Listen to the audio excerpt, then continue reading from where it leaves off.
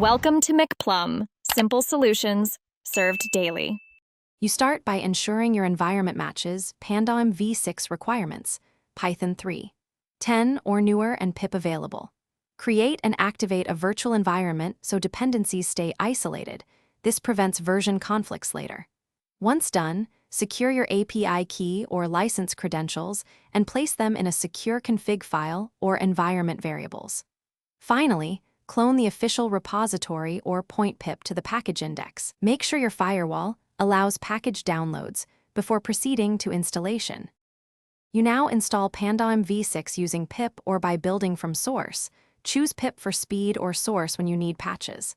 After installation, run the provided setup or init command to generate config files, then edit config. YAML to insert your API key, endpoints, and preferred runtime options. If you need GPU acceleration, install CUDA and the matching toolkit. Otherwise, enable CPU mode. Next, add optional extras like WebSocket or database connectors to match your deployment plan. You finish by launching a sample application or test suite to validate PandaAim V6 is running correctly. Look for successful handshake messages and healthy health checks.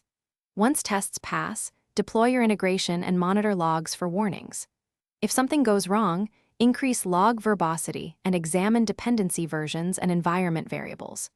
Make sure to reinstall missing packages, reset the config file, and verify API credentials. One key troubleshooting tip: mismatched Python or library versions are the most. Thanks for watching. Stay juicy and subscribe.